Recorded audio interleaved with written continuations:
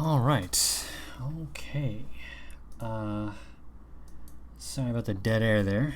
Um, I got home a little bit late, so I started the stream a little bit late. All right. Well, I'm gonna go ahead and hold off for. Oh, let me transition over to my favorite image. Okay, there we are. I'm going to read an article in a little bit, and the article is from, of all things, Vox.com. And the reason that I'm going to read it is because even the devil may quote the Bible. That is to say, even the wicked may acknowledge the truth. And I think that this is worth thought and contemplation. I'm truly of the opinion that we're going to have to start really getting a gauge on how our opponents think.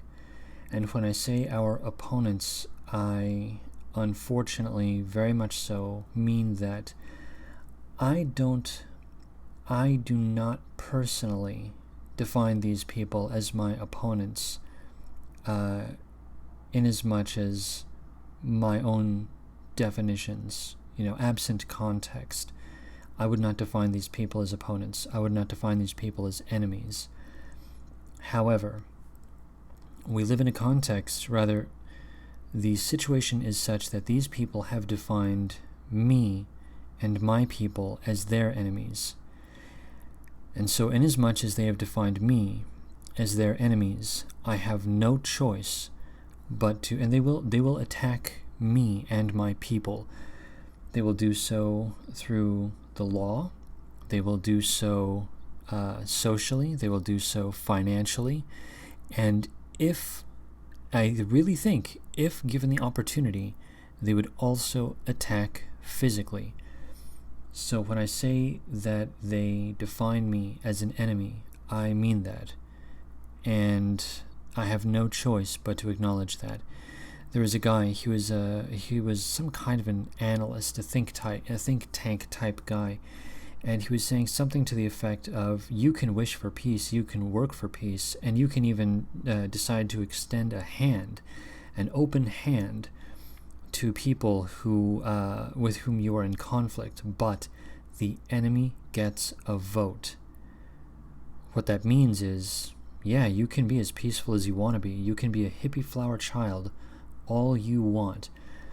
That hippie flower child nonsense will mean nothing if you're going up against a radical jihadist that thinks that a female with uncovered hair is to be stoned to death.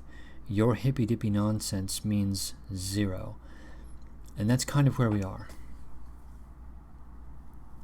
We're pretty much just in that situation right now.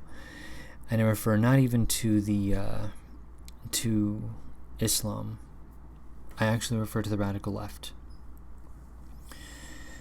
So with that said, I'm going to look at the chat for a moment. Elaine Sabatino, how's it going, buddy? Says, I didn't realize White Sharia now please actually wants to establish Islam. Yeah, he's out of control. I don't take him seriously, but that's just me. I'm going to go ahead and, I know that he's serious, but I don't take him seriously. I would go ahead and just say, whatever he wants to advocate, go for, I have no choice but to say, word, do what you do. I'm not going to support that, and I'm not going to condemn him too much, because as far as I'm concerned, he's probably just going to start wasting his time, or, on a long enough timeline, he's just going to be spinning his wheels. He's probably generally pro-white, and so in this regard, I'm going to go ahead and say, fine, cool. He can do whatever he wants to do, but I'm just not going to spend too much time either advocating or coming down on him, because I think that would be a waste of time as well. So not only would he be wasting his own time, I would be wasting my time by coming down on him. That's my honest opinion. So yeah, there you go. I'm going to have a quick sip of water.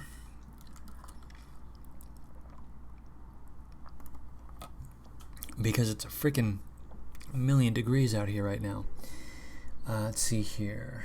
Where am I? That's where I am. It's 37% humidity and 82 degrees Fahrenheit.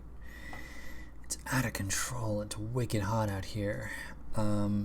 Okay, so I realized also a few minutes ago that I think Babs is streaming as well. And if Babs is streaming, that means that I am in direct competition with another person. Yeah, it looks like Babs is in fact streaming. Let's go ahead and check in on Babs and see what's going on. Oh my gosh, look at this. He's doing some kind of a crazy psychedelic. Oh yeah, that's funny. Oh, that's funny. Apparently there's a lot of, there's stuff going on in there. Oh, that's amusing. Oh, it's too bad. Well, oh well. I'm going to go ahead and comment down there and be like, hey guys, and then that's going to be it. Boom. Done. Situation handled. Alright, I'm done. Alright, I'm back. Oh, James Allsup is streaming right now too. Oh my gosh, everyone is streaming. What a bummer. Alright, well I guess this means that this is going to be an extra tiny stream tonight, and I'm cool with that. Oh yeah, that's right, because it's freaking Friday night, so basically everyone's going to be streaming. Oh, that makes perfect sense. Well, if that's the case, then I think I'm going to go ahead and just play some random music at some point. I'm still going to read the article, obviously, but I'm getting some music set up. Let's see what I can find that I think is totally cool that I want to play. Where are we? There we are. Still bummed out that for some reason OBS won't recognize MP3 files, which totally sucks, because I have like 1 or 5 that would be super cool to play. Alright, let's go down. I think I'm going to play some Air, because I really like Air. Yeah, F it. I'm going to play Air. I love Air. So that's what we're going to do. Ce matin là. I don't actually know what that means. I just happen to know it. Alright. Boom. At some point we're going to play some Air, and that's going to be awesome. Alright, let's go back up to chat briefly. Oh, hey Tom Anderson. What's going down, buddy? Let's see here. It's titled Too Hot to Sleep Tonight. Yeah, that's it. Yeah, James Allsup. I think he is also here in Southern California, and if that's the case, yeah, it's basically just too warm. See here, Persian Drum says, yeah, Babs is streaming. I have him on one speaker and you on the other. Oh, that's funny. Oh my god. Yeah. Well, I'm going to stream at 11 p.m. my time, period. No questions asked, whether or not I am cucking myself or others. I have no choice. I must do it.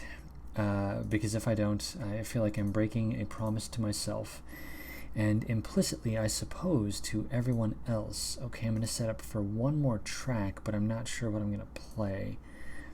Let's see what we've got. Oh, whoops, I made a mistake. Gonna remove, get the hell out of here. We're gonna get over to media source. Okay, and now we look for media. There we go. Now we're doing good. Alright, I guess we're gonna go over here. Maybe I'll play. No, I'm not gonna do that. I think I'm gonna play Insomnia again. Even though I played that like some nights ago, I'm gonna play it again because I really freaking love that track. Let's see, that was by Faithless. Let's see here, F.A. Faithless, boom, Insomnia, situation handled. Okay, maybe, just maybe, yes, we're going to get rid of that. We are going to rename for Faithless. That way I know what the hell I'm doing. Okay, let's go back up to chat and see what's going down. Oh wow, 1 or 5 people showed up. Hey guys, what's happening? Yeah, and I am a little bit bummed out that I am totally cucking myself and Babs by streaming at the same time, but it's not intentional on my part, I swear.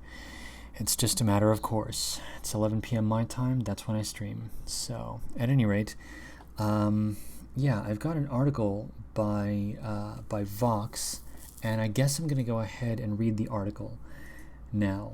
The article is from 2017, January 28th of 2017. So it's an older article, and the title will tell you why I find it so interesting. Here's the title. White fear of demographic change is a powerful psychological force, and the byline is increasing diversity could make America a more hostile place. So, in a sense, the writer of this article, whose name is Brian Resnick, I'm going to look up and see who Brian Resnick is. Brian Resnick is a science reporter covering social and behavioral sciences, space medicine and the environment, and anything that makes you think, quote, whoa, that's cool, end quote. Before Vox, he was a staff correspondent at National Journal, where he wrote 2 cover stories for the now-defunct weekly magazine and reported on breaking news and politics. I am curious to know if Brian Resnick is, like me, a fellow white person. Aha.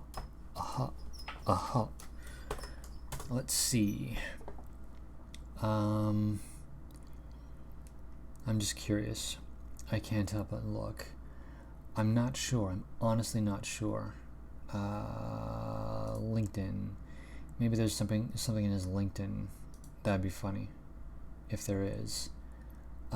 Delaware. He's out of Delaware, apparently. Oh, wow. He's super connected. He's got 315 connections. Gosh. That's huge. That's super duper huge. Online editor, fellow web producer. That's funny. It says fellow web producer. I don't know what that means.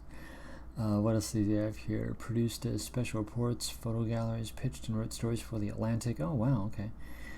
Working for The Atlantic, it looks like. News intern, that's funny. Managing Mosaic editor.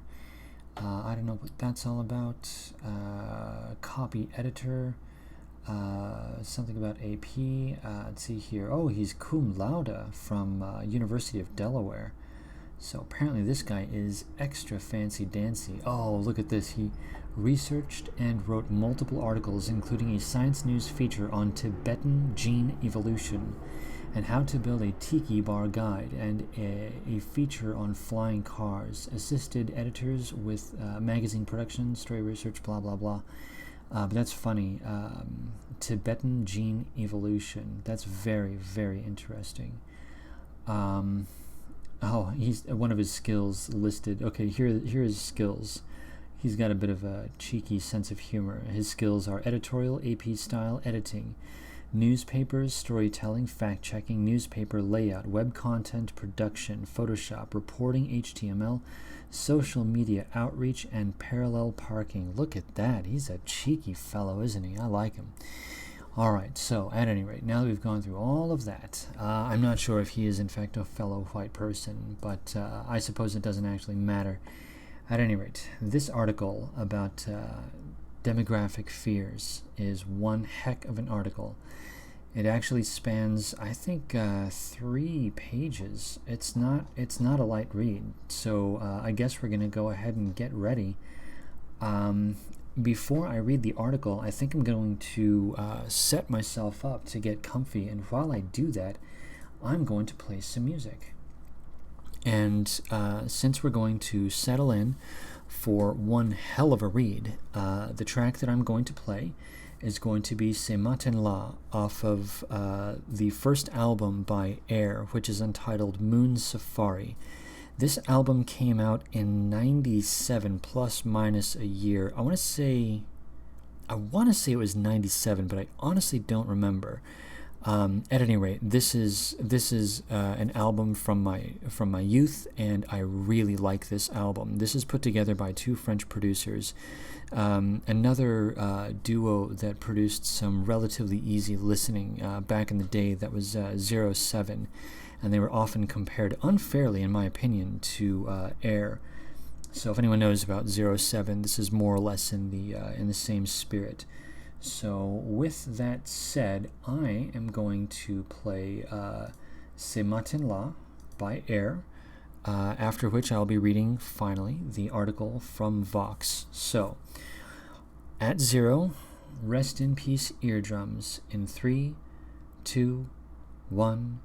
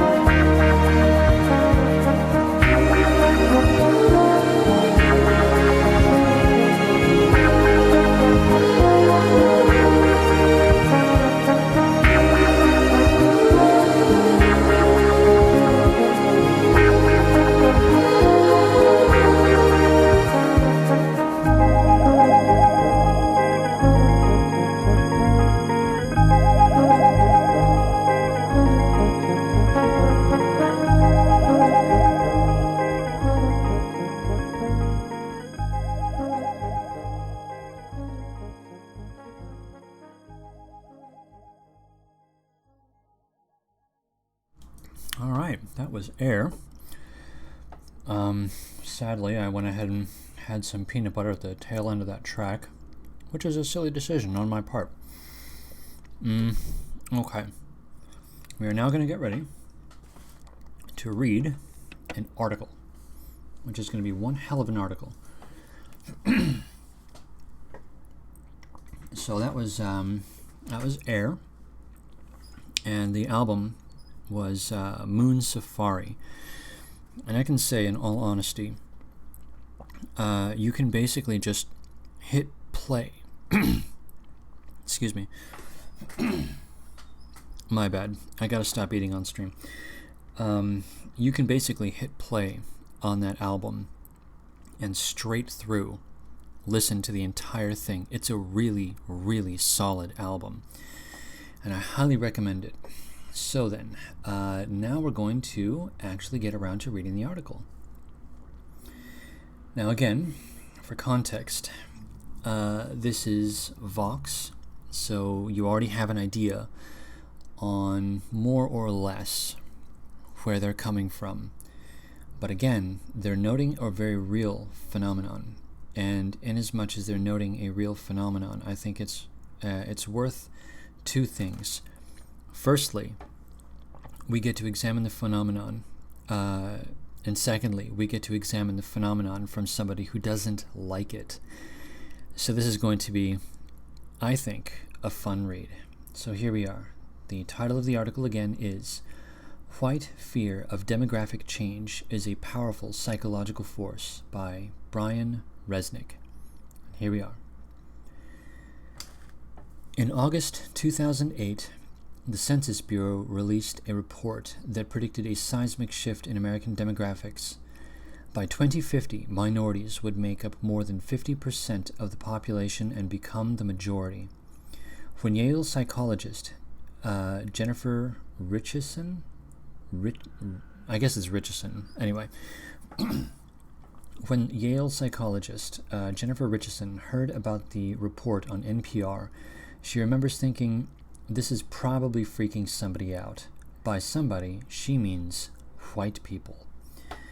Richardson's studies on interracial interactions had taught her that when people are in the majority, the sense of their race is dormant. But the prospect of being in the minority can suddenly make white identity and all the historical privilege that comes with it salient. And, she guessed, the prospect of losing majority status was likely to make people, perhaps unconsciously, uneasy. In other words, she wondered if white people would read the news of a coming minority-majority shift as a threat powerful enough to change their thoughts and behavior. Ooh. Let's continue. In the recent years, in the years since, Richardson has tried to answer this question with a trove of experimental research. What she's found is both unsettling and crucial to understanding politics in the era of President Donald Trump. Wow, this is a really intense article. I forgot that this was in January of 2017. So they were still just fresh into the freak-out of the Trump administration. Okay. All right, I'm starting to get a better gauge as to what I'm reading here. Let's continue. Her research and the research of many other social scientists studying the rise of Trump, Brexit, and other examples of nationalistic backlash around the world points to how the politics of inclusion will be challenged in the days ahead. Perhaps, oh my God, it's so late. I know that everyone is reading all of this with the same filters that I'm reading it, but oh my God. I wish I could, I wish that I could somehow go back in time to Brian Resnick and just shake him, just grab him by the shoulders and shake him and be like, dude, you gotta cool down, buddy. Anyway, let's continue. Perhaps one day, social scientists will figure out how to get people of different backgrounds to live among one another and not be afraid. But for now, the perceived threat of demographic change is making voters fearful and in turn giving power to politicians who implicitly or explicitly stoke that fear. It's a troubling problem, crying out for an answer. See, and this is the kicker of it. They even know that by mixing people into a location, by getting blacks and whites and Mexicans and so on all into one location, they know damned well that there's going to be tension, that there's going to be friction, that there will be a problem that will naturally arise, and yet we're the bad people for noticing. Oh my God, these people are out of control. All right, let's continue. And now apparently this is a new section of the article that's entitled The Experiments. So let's move on to that part of the article. After the census report came out, Richardson and Maureen Craig, a graduate student working under her, Excuse me. A graduate student working under her, now a psychology professor at NYU, set up a simple experiment. First, they had a group of white participants read a bit of text summarizing the census report heralding the minority-majority shift. That was the experimental condition. Then they had a second group of white participants read about demographics as they currently exist. The first round of results was troubling. White participants who read about the demographic change showed greater preference for their own racial groups. They were more likely to respond to statements like, "I would rather work alongside people of my same ethnic origin," in the affirmative. The paper published in Personality and Social Psychology Bulletin also found that the experiment made white participants feel less warm toward members of other races. And now there's an infographic. Let's see here. I'll read the infographic and I'll kind of describe what I'm looking at. The infographic says, "The threat of a minority-majority America changes racial attitudes. White participants rated blacks, Latinos, and Asian Americans less favorably than those in the control condition." So the control condition was the one in which the census report was on present levels with no context in terms of what's going to happen in the future. And then the racial shift condition, that's the one where they had an idea about the future. And yeah, it looks as though there's a marked difference. So it's a bit of a thing. I don't know. Let's see here. Feelings thermometer rating, that's retarded. Whatever. It's stupid. I'm not going to describe it, and now that I think about it, because it would take a long time to describe it. It's kind of bullshit. It's Vox after all. Let's continue reading the text. This effect has been replicated in other labs. For instance, a study led by psychologist H. Robert Outen reported nearly identical findings in both Americans and Canadians. Outen's paper also found that the exposure increased white sympathy for other whites and increased feeling of fear and anger towards minorities. Well, gee, and I wonder what would happen if you constantly demonized white people. Oh well, I guess let's not think about that. Alright, let's continue back to the article. The results suggested that a sense of a zero-sum competition between groups is activated, Craig tells me. When people hear about the rise of one group, they automatically fear it will mean a decline in their own group. To be clear, it's wrong to conclude from these studies that deep down all white people harbor extreme animus. The psychologists do not see it that way. On average, Craig says, people in her studies report tolerant attitudes toward minorities. We're saying that there's a small relative difference, and that difference is leading toward more negative attitudes. She says, the effects they find are small in effect size, but consistent. The point is that people who think of themselves as not prejudiced and liberal demonstrate these threat effects. That's kind of a weird sentence. I'm going to repeat that sentence because it's odd sounding. It sounds like a filler sentence almost, and yet it was given its own paragraph. So I'm going to go ahead and read that sentence again because I feel like they're hinting at something, or they're trying to. I'm not sure. There's something weird about it. Let's read it again. The point is that those who think of themselves as not prejudiced and liberal demonstrate these threat effects. It seems as though what they're saying is that even liberals will hold latent racist attitudes. I think that's what's being said here.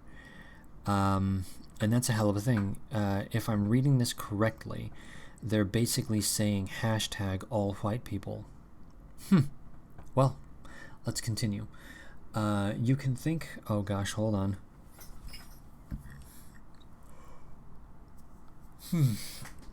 Alright. I got pretty decent sleep last night, but my insomnia is still a bit of a thing, so sorry about that. Okay, let's continue. You can think of the results like this. Fear of outsiders is a chord that can be struck in some of us. Some politicians exploit this, and Trump most certainly did when he said that undocumented Mexican immigrants, refugees, and people from Muslim countries ought to be feared and barred from entering our country. That's a lot of suppositions going on there. Or rather, assertions, I should say. All right. And now we enter a new part of the article that is entitled Fear of Demographic Change is Changing Political Decision Making. Well, no duh. All right, here we go.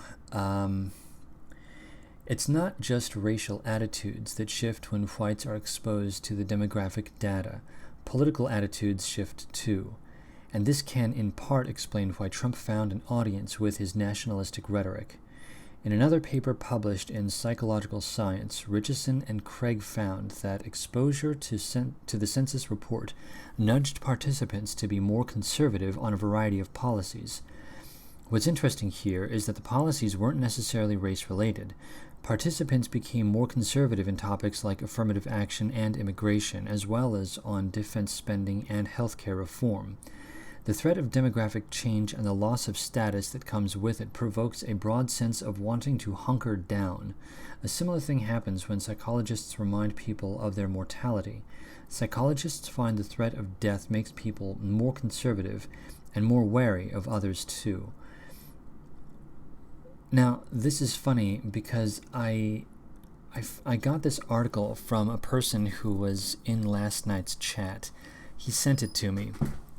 And he was indicating that telling people about demographic changes is basically an insta-red pill. And based on what this article is telling me, I think that pushing the demographic changes may actually be the red pill that we're looking for. This may actually be the bit of information that we need to start talking about. Because I've been thinking about how to reverse engineer the red pill experience.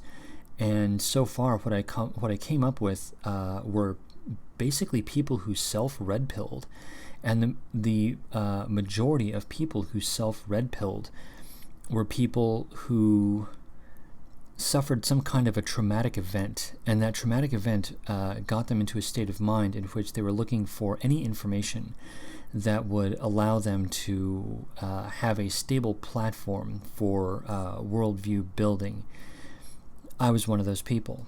However, this article seems to be indicating that the trauma, you can induce trauma, and the trauma actually is basically announcing that there's, I don't mean this literally, I mean this figuratively, but basically there is a horde coming at them.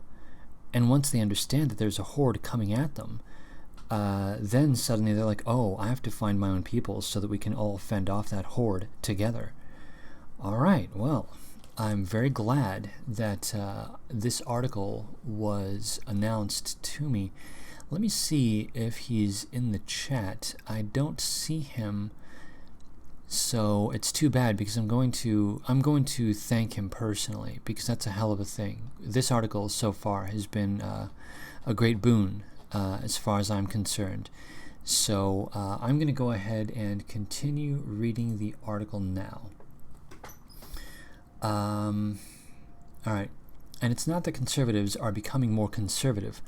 White people of all political backgrounds in America became, okay, I'm sorry. Let me. That's a strangely worded sentence. Let me start that paragraph over. It's only 2 sentences.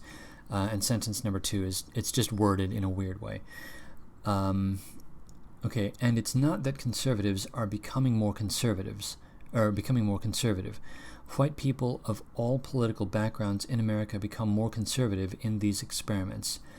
But why would a self-avowed liberal change her political position just because of a line from a census report? Richardson and Craig are pretty sure the answer is that these white people feel threatened. Richardson and Craig ran a version of the experiment where participants were told that even though the minority-majority switch was coming, the social order would continue to be the same. White Americans would still come out on top in the American society. In that condition, the effect disappeared, and that's how you know it's status threat. fueling the effect, Richardson says. She doesn't know how that threat will increase or diminish in the population in the coming years. The feeling of threat could even decrease. People may have seen electing Trump as an intervention that will stave off the status and cultural shifts they're concerned about, she says. But then that's concerning too. We can't neutralize the threat of demographic change at the cost of minorities. Oh, that's funny. Here, let's read that sentence again, because that's loaded, isn't it? We can't neutralize the threat of demographic change at the cost of minorities. I'll be damned. Apparently, white societies belong to minorities and not to white people. We have no right to deny them access to our civilizations. It's their right. I'll be damned. I wonder if that works in reverse. Let's continue down. We are now entering a new section of the article entitled "A Sense of Demographic Threat Influences Voting Behavior Too." Wow, this is a great article. I don't know about you guys, but I'm actually really enjoying this. Okay, let's continue down. I mean, even though I know that the author is horrified at all of this stuff, I'm sure that he was feeling quite distressed over his Xanax and red wine. Okay, let's continue. What's compelling about this line of research is that it suggests not only do people change their attitudes, but they also change their behavior in response to demographic threat. Marina Abascal, a sociologist at Brown University, found an experiment that white participants who are exposed to information about Hispanic population growth will denote less money to black people. Think about this for a second. When hearing about the rise of one minority group, participants in the study were stingier toward an unrelated minority group. That means that the growth in the Hispanic population is causing an anxiety that generalizes into a broad sense that white people's status needs to be reinforced. Now for a parenthetical. The information about Hispanic population growth did not change the behavior of black participants in the study. Oh, that's funny. That's really funny. So this affects white people but not black people. That is interesting. All right. And now there's another infographic that's complete bullshit, and I'm not going to worry about it. So let's continue with the article. And right before the election, a paper led by Brenda Major at UC Santa Barbara found that exposure to demographic change increased support to a small degree for Trump and not the other Republican presidential candidates among whites who highly identified with their racial groups. Among very highly identified whites, the racial shift reminder shifted them 1 point more likely to vote for Trump on a 7-point scale, from about 2.5 to about 3.5. Major explains in an email. That's really interesting. Okay, let's continue. Of course, Democrats were still less positive toward the intended vote for Trump, less than Republicans did, but the group threat pushed them both in that direction. Why Trump and not the other Republican candidates? I think it's because Trump... excuse me, I misread that. I think because Trump's rhetoric was and is most hostile toward people who aren't white. Well, I'll be damned. These guys are really pulling out the big guns. Okay, let's continue down. Outside of psychology labs, there's compelling evidence that Trump's win was linked in part to white anxiety about a changing world. Racial attitudes were a strong predictor of Trump's support in the lead-up to the election. Republicans who scored highest on racial resentment were about 30 percentage points more likely to support Trump than their more moderate counterparts in the bottom quartile of the party racial conservative. That's a really weird... Okay, let me repeat that. It's just a strange thing. Bottom quartile of the party in racial conservatism. That's a really weird phrase. Whatever, it doesn't matter. Let's continue on. This was said by Michael Tester, a UC Irvine political scientist, explained to the Washington Post. Well, all right, I'll be damned. Let's continue on. We are now at a new part of the article that is entitled Why Increasing Diversity Could Make America a More Hostile Place. All these results are troubling, and they're troubling because the forces dividing Americans along racial lines may only grow stronger in the Trump era. Vox's Alvin Chang has reported on another disturbing trend, that white America is slowly segregating itself from diverse communities. It's a story he writes about. Ooh, I've got to find this story. I'm gonna read this one. Maybe not tonight, but I'm gonna read this one at some point. It looks like there's an excerpt from the story, so here we are. This is presumably an excerpt from Alvin Chang's article about the self-segregation happening in whites. Here we are. How many white people have reacted to increasing exposure to non-white populations who are following in their footsteps and pursuing the traditional American dream? The reaction is not always articulated or even intentional. In fact, most people say they want to live in a diverse and integrated community. They too have the dream that no one will be judged by the color of their skin. But data shows that as minorities move into suburbs, white families are making small and personal decisions that add velocity to the momentum of discrimination. They are increasingly choosing to self-segregate into racially isolated communities. Yeah, well, no shit. My God. You tell people the sky is blue and they have to run tests to figure it out. Okay, let's continue on.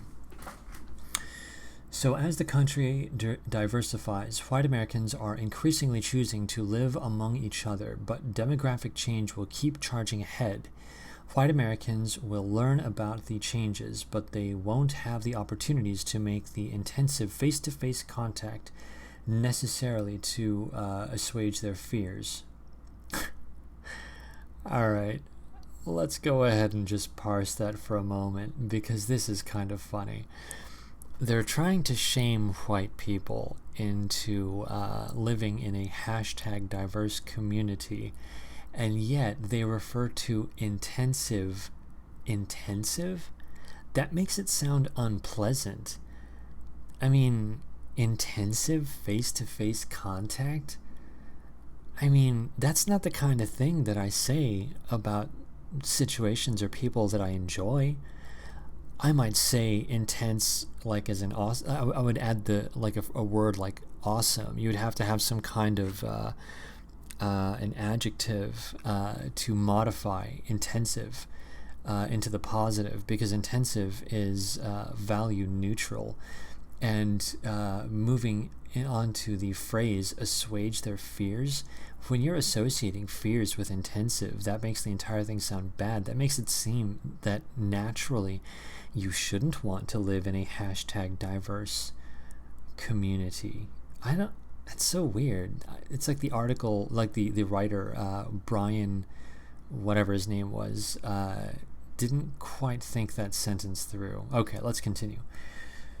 There's one study that shows it's possible to meaningfully reduce prejudice in the world. It says to reduce prejudice in the real world, but I think he meant to write meaningfully. So it looks like the editor missed a word. So let's go ahead and reread that sentence with a proper word. There's one study that shows it's possible to meaningfully reduce prejudice in the real world. And for that opinion change to happen, it requires going door to door and having voters talk about their real lived experience and their own memories of feeling marginalized. It isn't easy, but with contact, it's possible. Oh my God, this sounds like freaking communism, man. Going door to door, having freaking federal agents tell you about why you should feel bad. Oh, jeez. All right, let's continue. It's not just Richardson and Craig who worry that increasing diversity might make America a more hostile, less compassionate place. And here's a quote. I think that diversity, immigration, and multiculturalism are right at the heart of the sociological problem in Western democracies, along with the new and pernicious role of social media, psychologist Jonathan Haidt recently told Vox's Sean Illing. So as long as we are all immersed in a constant stream of unbelievable outrages outrages perpetuated by the other side. I don't see how we can ever trust each other to work together again. Oh my gosh. Well, the writing is on the wall. These people know the writing is on the wall, and yet they're going to continue. That's retarded. These people are literally being told that diversity makes people upset and sad and displeased. And they're like, yeah, well, we're going to shame you, and then we're going to force it on you anyway. Jesus Christ, these people are animals. All right, let's continue. Hate continued. As multiculturalism is emphasized more and more, there emerges a reaction against it on the right, which is attractive to the authoritarian mind. It also appeals to other conservatives. And this, I think, is what happened. This is what Trump is about. Not entirely, of course, but certainly this is a big factor. End of quote. We continue back now to the article writer. Elsewhere, researchers find that mere exposure to marginalized groups of people backfires when it comes to progressive policymaking. A recent study in PNAS, Proceedings of the National Academy of Sciences, found that when experiment participants walked past an actor dressed up like a destitute homeless person, they were less willing to support redistribution of income through a millionaire's tax on a questionnaire. I do think it, and this is a quote from a woman named Melissa Sands, apparently. I do think it could be the case that for an affluent individual, seeing someone who is poor reminds you of your wealth and perhaps makes you more protective of it. Melissa Sands, the author of that study, tells me in an email. The big question the researchers cannot answer yet is this. How does the country keep growing more diverse without these fears coming to an even more dangerous boil? God damn it. You've got to be kidding me. They're literally saying that diversity makes the world worse, and now they're trying to say no, but our ideology of #diversity has to be forced, and we're going to have to force you to love it even though you hate it. These people are crazy, man. These people are insane. It looks like I only have a couple of paragraphs to go, but I'm feeling just a touch lightheaded right now, so I think I'd like to get one more little peanut butter break in before I round out the article. So while I have some peanut butter and some cookie, well, they're graham crackers because apparently I eat like a freaking child, but whatever. While I have myself some peanut butter and crackers, I'm going to play Insomnia by Faithless because that's my Friday feeling. So there we go. I'm going to finish out the article momentarily, and for the moment, we're going to listen to some mid-90s house music that reminds me of my youth. So on 0, I will move to the music. Rest in peace, eardrums. In 3, 2, 1.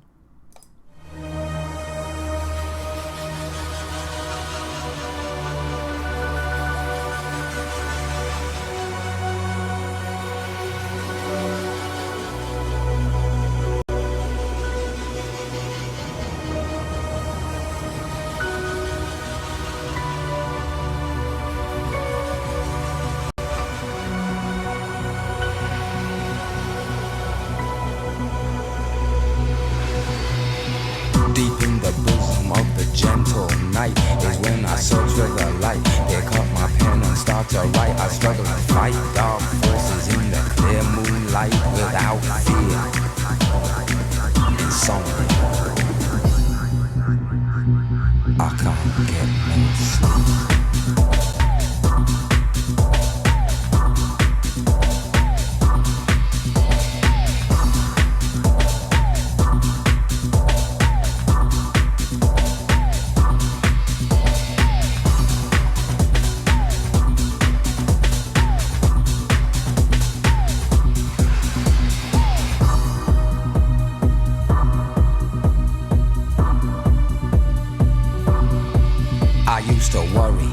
Thought I was going mad in a hurry, getting stressed, making excess mess in darkness. for me greasy. Insomnia, please release me and let me dream of making mad love to my girl on the heath. Tearing off tights with my teeth, but there's no release, no peace. I toss and turn without cease, like a curse. Open my eyes and rise like yeast. At least a couple of weeks since I last slept, kept taking sleepers, but now I keep myself pet. Deeper still, the night I write by candlelight. I find insight, fundamental movement. So when it's black, this insomniac, take an original tack, keep the beast in my nature under ceaseless attack. I get no sleep, I can't get no sleep.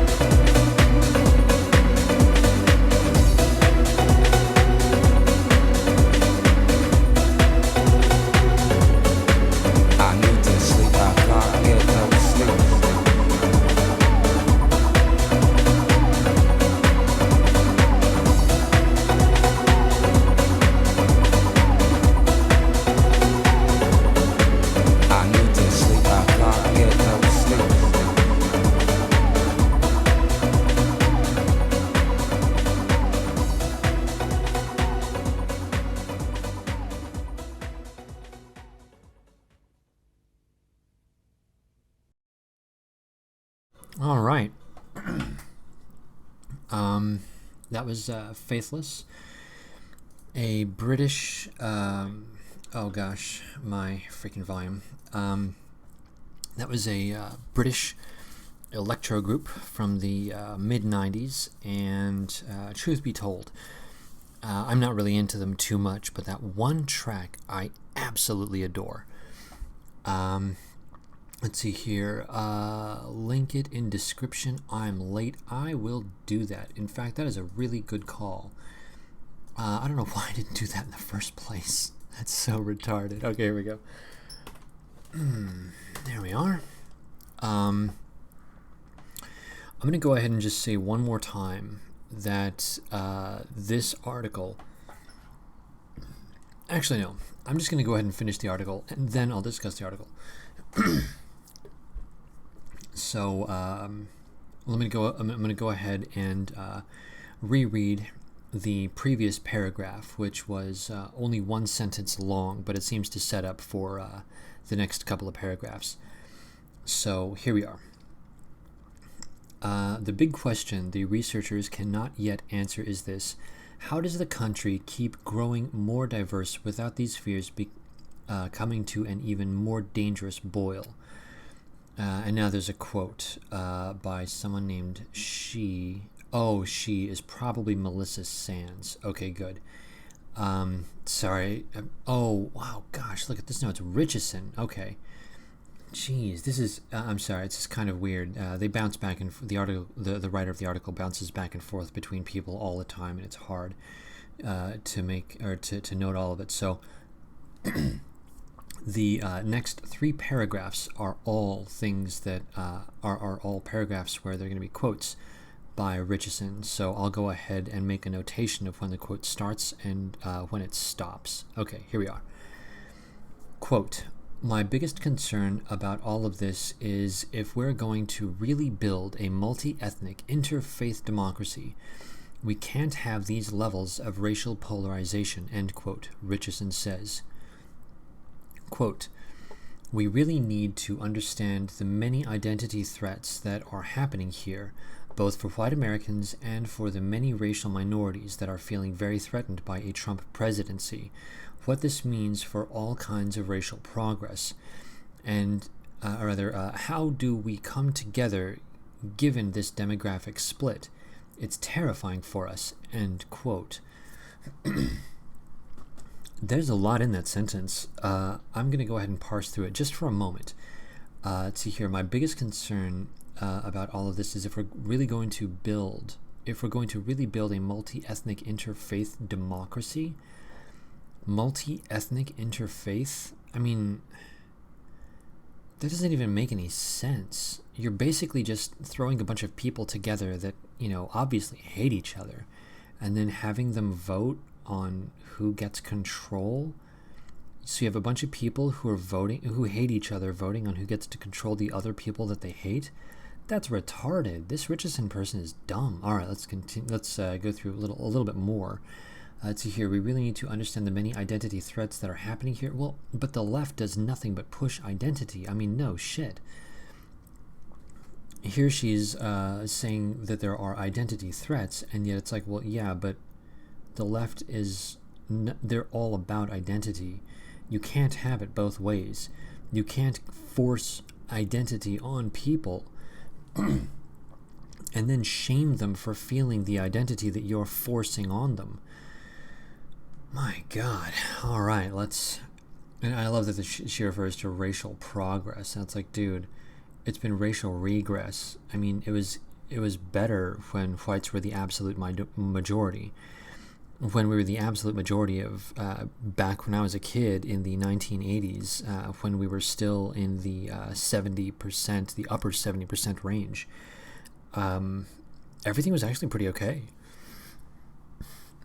I mean, there was very little racism going from whites to blacks. There was a fair amount coming from blacks to whites, and it seems as though that's only increased.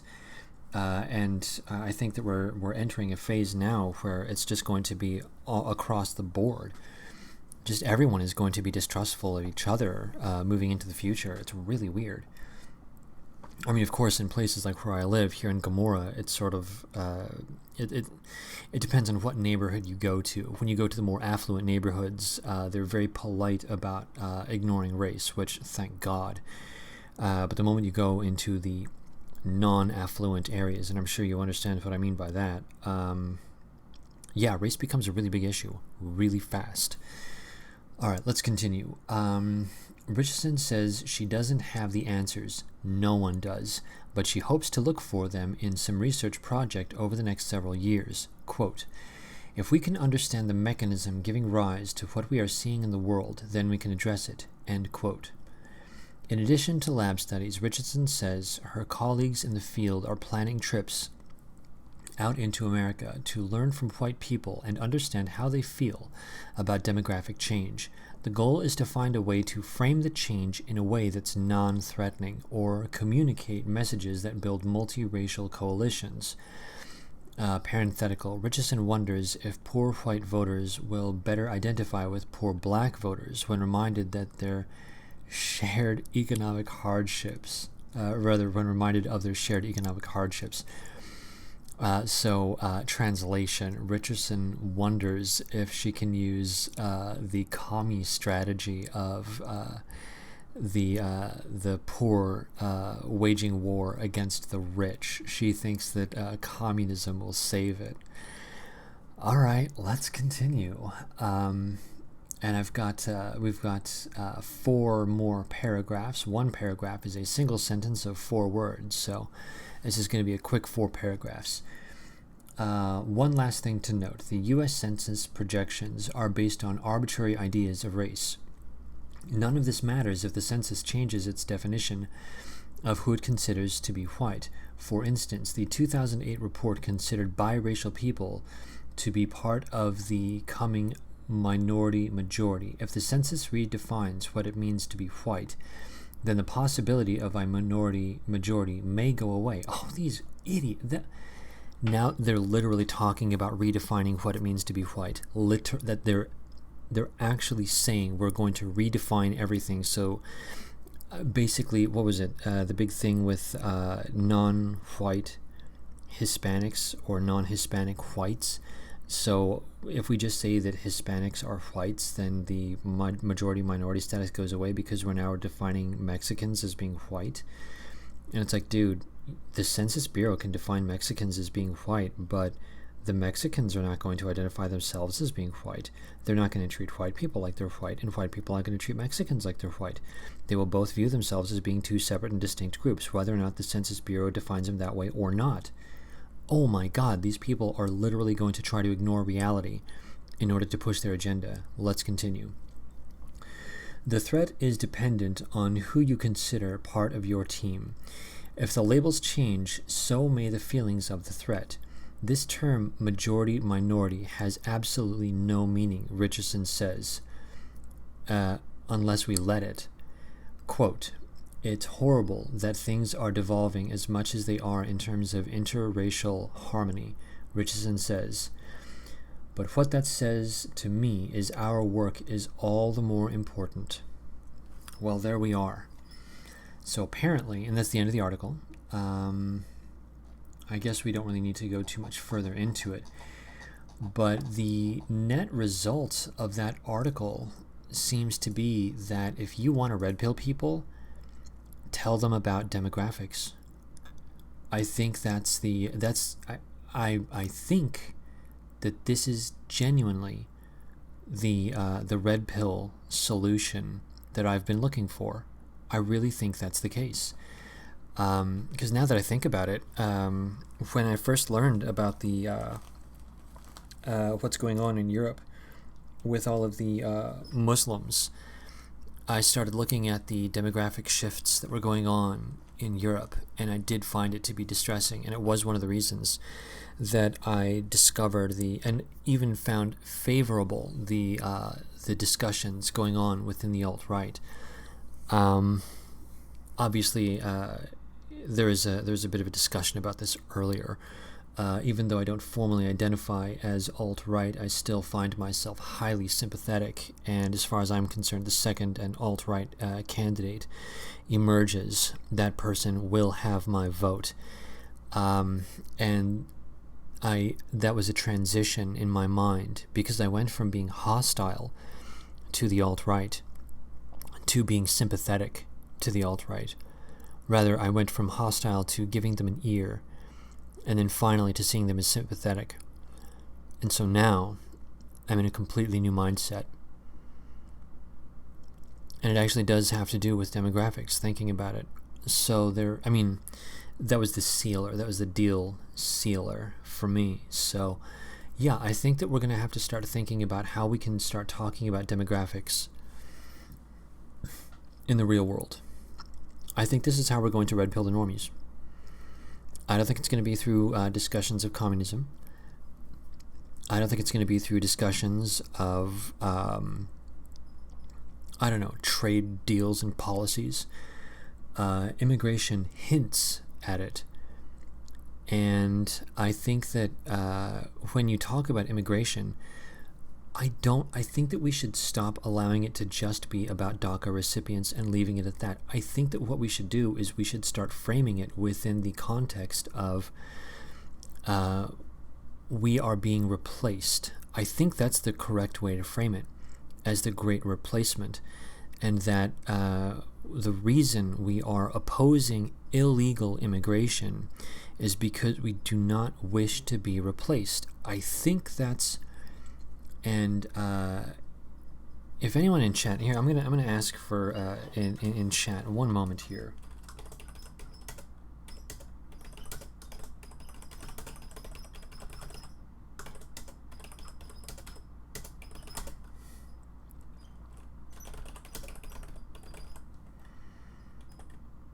Okay.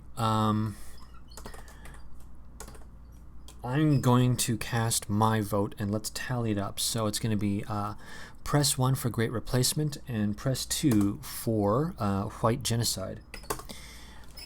At the moment, I'm leaning towards great replacement, because white genocide, though it's technically true, I'm not convinced that the general population is going to be able to hear that word.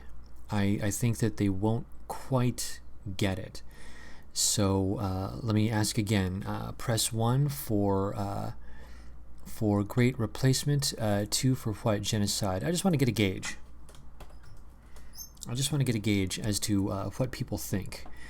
So we've got 3 ones. One of them is myself, so it doesn't really matter that much. So we've got 4 ones. We have a 2. Apparently, sin is into both. Well, I'm only talking about the first flush, because the idea is that we have to broach the subject for the general population. Yeah, I'm kind of with Rumsey on this one. They'll consider it an overblown conspiracy theory. Yeah, because the word genocide is associated with things like death and maiming and so on. Yeah, so 1 for Gen Pop and then 2 for woke. So okay, 2, but I like white extinction. Okay. 2 is good though, to get them going. What is this ridiculous nonsense? And then when they look into it, they freak out and go full fash. That's actually an interesting idea, now that I think about it, because if you kind of ease them into it with saying the Great Replacement, that's much more of a slow burn, as where white genocide sort of it shocks them. I can almost see a person's chest seizing just a little bit as they hear of the genocide of their people. The problem, though, is that when you talk about it, yeah, you end up moving past, because you do. I mean, I want them to get upset enough that they change their behavior patterns and they decide to move into a defensive mindset.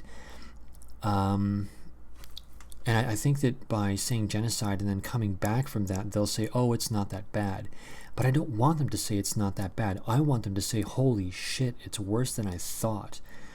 And I think that's why I'm still leaning towards the Great Replacement, because that means that once they study the concept and once they fully understand it, they won't come back saying, oh, it's not that bad. They'll say, holy crap, it's worse than I thought. And that's when they're going to really kind of dig in. So that's my thought process at the moment, and I think that I've got to try to figure out how I'm going to broach this subject IRL in real life. So that's a bit of a thing. That's just a bit of a thing. I don't know what to make of that. I don't know what to do about it yet. I think I want to play one more track. I'm just not sure what I want to play, because I am a little bit tired and I kind of want to get ready for bed. Let's see. I want to play something. What am I going to play? It's going to be fun. It's going to be kind of cool. No, I don't want to play that. What am I going to play? I've got to go through and figure out where all of my... What is that? Oh, okay, that's funny. That's really funny. I've got all these weird videos from I don't know where, and yeah, wow, I've got a lot of videos. Jesus, my hard drive is just filled with all this weird stuff. It makes me wonder where I even got all this crap. Jesus H. Lordy. I've got so much crap. Oh my gosh. I think I'm gonna play something a little softer, because I kind of want to just go in that direction. I think I legit just want to play something that's just pleasant and easy to listen to. So I think I'm going to go and find my easy listening. There we go. We're going to play some easy listening. I played this a couple weeks ago, and I just happened to like this. This is AKTR, and excuse me, the name of the track is Life in the 90s. I don't think this group, it's probably just one guy, a bedroom producer. I don't think this guy does a whole lot in the way of production. I've only seen a couple of tracks by this guy, so he's probably a bit esoteric, but whatever. I think this track is really fun and cool and relaxing, which is kind of what I want and need right now. So that's what we're going to go for. This is Life in the 90s by AKTR. On 0. Rest in peace, eardrums. In 3, 2, 1. Hiya, Toonsters. Welcome to the 90s. You know, one of the hazards of being a 90s trendsetter is that sooner or later, everyone is gonna copy your style. Chill, man. Chill, man. Chill, man. Pathetic, isn't it? Mindless clones following the crowd because they think it's hip and trendy. I don't do things just because everyone thinks it's cool. I'm an individual.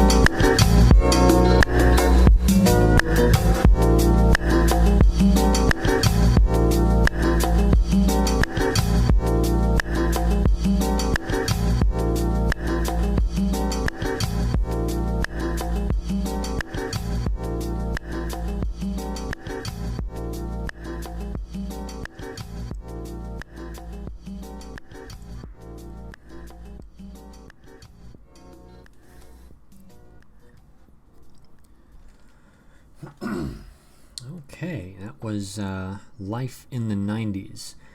Apparently that's what the 90s was like. That was life in the 90s. The cartoon at the beginning, for those of our younger audience members, that was Tiny Toons. I actually grew up watching that show. That was back when I was just in the transition stage, I think. No, I think I was in junior high when that cartoon came out. And I was still watching cartoons at that age. Yeah, there were some of the stuff, some of the cartoons from the early 90s I still watched even into high school. And shortly thereafter I stopped watching cartoons entirely. But there were a couple of good ones. That came out in the 90s. I actually, it's almost embarrassing to admit, but I actually did purchase the box set of all 2.5 seasons of Ren and Stimpy. I haven't actually watched them, I just have it. So I've got all this Ren and Stimpy from ages ago, and I've never watched it. It's so weird. Anyway, alright, let's check out a couple of things here. Rumsey said, and this is interesting, Rumsey said he had a good fireside chat today with a semi-normie friend, brought up to how the system is literally dysgenic in design and that it's on purpose, and he continues by saying he started to see it. He's disgusted by what is happening in Europe. He wasn't hostile. He took a, well, what are we supposed to do approach. Ooh, that is interesting. That's when I brought up the strength in numbers and acquiring political power. Well, I'll be damned. Rumsey, well freaking done. You single-handedly red-pilled someone. High five. Big high five. Well done. Here, I'm just...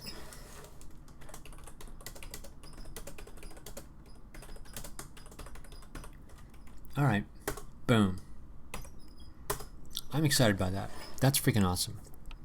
And apparently, Charlene is also doing something not dissimilar, in which she pretends to be ignorant of the entire situation, and then she just describes her experiences by saying, "Yeah, isn't it funny? There are fewer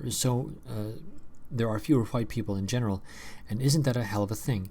And apparently, she seems to be getting some success out of that. Let's see here. I play dumb and ask if whites are going extinct, and people usually laugh and say no. That's when I start asking questions about what I see. Helps them get out of the convo before they might freak out.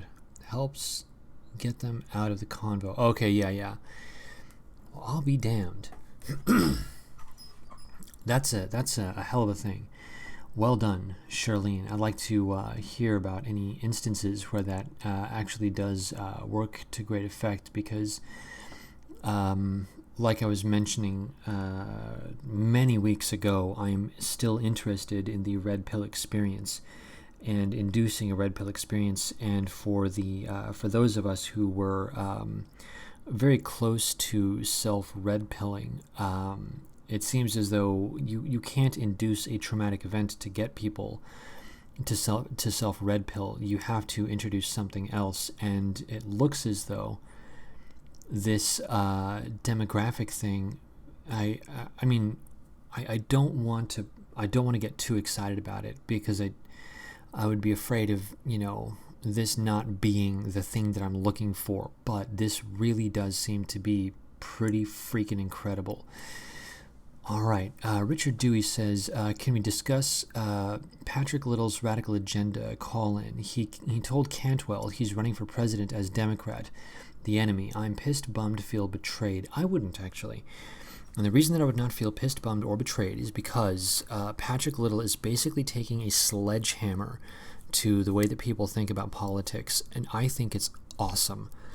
One of the nice things, think about this, one of the nice things about Patrick Little running for office under the Democratic ticket is that people are going to hear a Democrat, a registered Democrat, calling out them.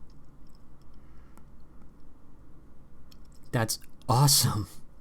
That means that for the casual observer, Democrats are just as #racist as anyone else. I wouldn't feel betrayed in the least. If anything, I would be applauding him, as I will end up applauding him.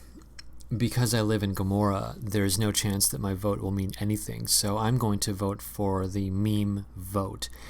And in all likelihood, I'll end up voting Trump in 2020. But if for any reason Trump does not run, then yeah, it's going to go to a straight-ahead meme vote, and somebody like Patrick Little would absolutely get my vote. So yeah, that's just my own opinion. All right, let's continue down. Oh gosh, there we are. I think I'm going to have to pop out the chat, because there's actually quite a lot going on in chat. And whenever that happens, I have got to get it as big as possible so that I can see what the hell I am looking at. All right, let's go back up. Oh, what a bummer. Nobody pressed 1 to high-five Rumsey. That makes me bummed out. Oh, well, I'm not going to worry about it. Let's continue down. Where are we? There we are. To be honest, part of me wants to get the puss. Just prove. Oh gosh. Oh god, no. Jake, no, don't do it, buddy. Don't do it. Be careful with that. That's how it starts. It starts by going, what do you call, by turning into a male slut. Next thing you know, you're alone, you're a bachelor, you've got nothing to look forward to, and you're eating freaking Hot Pockets, over a barren kitchen sink. Oh, don't do it. Be careful, buddy.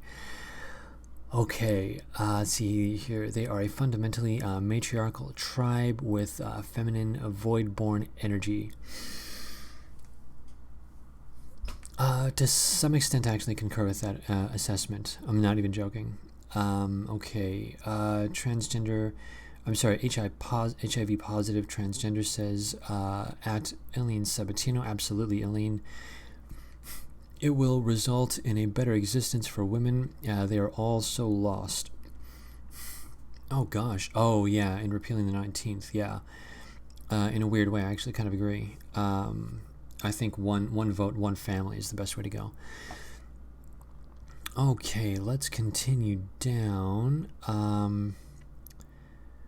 Oh gosh. Okay, yeah. There's a lot of crosstalk that's going on down here. Let's see here. Richard Dewey says, what are we talking about? They knew women would be suckers for the communism and opening borders. Okay. Oh, balkanized yesterday. Okay, he's going to Babs's stream. I'm going to check on Babs's stream too, because I just want to see what's going on over there. Because I'm curious. Where are we? There we are. Oh, he's still going. Wow, look at that. Okay, let's come back to our own stream. I can't believe I'm looking at two streams. It's stupid. Okay, whatever. We're gonna go for the ats right now. Where are we? There we are. Richard Dewey says, however, media will obviously expose him for his Republican Senate run. Yeah, that's true. Yeah, that is true. That is true. Promiscuous sex is a road to nowhere. Yeah, I concur with that. Verily, I have often laughed at the weaklings who thought themselves good because they had no claws. Yeah, I don't know where that quote came from, but that's basically the entire left wing right now. They think they're good because they're freaking defenseless against hostility. They're retards, utter retards. I'm going to check out the source of that quote. Zarathustra, nice. I have yet to read Thus Spoke Zarathustra. My Nietzsche books are Ecce Homo. I've got Genealogy of Morals, Twilight of the Idols. And of course, Die Fröhliche Wissenschaft, or The Gay Science. I think it's funnier to call it The Gay Science. And I think I've got one more lying around, but those are the only ones. So no, I've not read Thus Spoke Zarathustra. Let's see here. Nietzsche, meaning that I don't want to mock people who bang chicks as a moralizing thing. Need to do it myself a little. Yeah, well, just be careful, buddy. That's all I'm saying. It's harder on women than it is on men, so it wouldn't ruin your life or anything, but even still, I'd be careful about it. Young man energy is notoriously in need of some kind of focus, so I don't know. I would just say be careful. That's all I'm saying. Just be careful. Okay, I guess that's because I am actually quite exhausted, and I really do want to get into the habit of trying to get better sleep. So I think it's well over 28 minutes after the hour mark. So I think I'm going to go ahead and call the stream. Partly because there is another stream that is also happening with Babs. So I think what I'm going to do is I'm going to call this stream, and I'm going to play a different track. Let's see what I can play. I want to play something that's kind of nice, kind of neat. media source. What are we going to play? And it's going to be just generally pleasant. That's really what I want. I just want something that's kind of pleasant. And maybe not sleepy per se, but something that one would say to themselves, oh, that was nice. So let's see what we've got. I could play. No, it's too short. What else do we have? Maybe, just maybe, I can play something. No, that's not cool. No, that's not cool. Vincia Rosa. No, that's not cool. Oh my god, I've got all these really high energy tracks, and I seem to have very little in the way of like relaxing tracks. That's so weird. I don't know why that is. So let me go into downloads. Maybe I'll find a nice pleasant track somewhere in the downloads section. Continuing down. No, God, no, I'm not going to play that. Oh my God, there's a track that I was just thinking about playing, but there's no way I'm going to play that one track because it's far too much. You know what? I'm not going to play a chilled out track. I'm going to play something else. This track is a track that I think is freaking outstanding. And this is going to be the track that I finish off with, because as far as I'm concerned, the demographics thing may well be the red pill that we're looking for, the thing that we can use to kind of shake up the general population, because it seems as though it works according to the Vox article. So with that, I'm going to play a track that I think fits the concept of boldly marching forth with something that may well be a clean line to what I may provisionally call a path to victory. So yeah, I guess just the usual. Treat every firearm like it's loaded. Never cover or sweep anything you're not willing to destroy. Your finger stays off of the trigger until your sights are on target, and then finally, of course, be aware of your target and what's beyond it. Safety first. Floss your teeth, brush your teeth, drink some water, get out there and exercise, and I will see everyone tomorrow.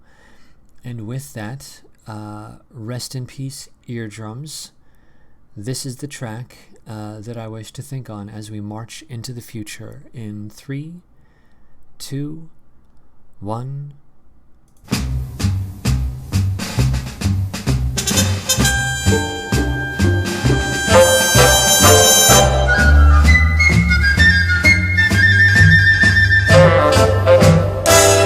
Op die heide blommen mooie blommekie en haar naam Erika, is mijn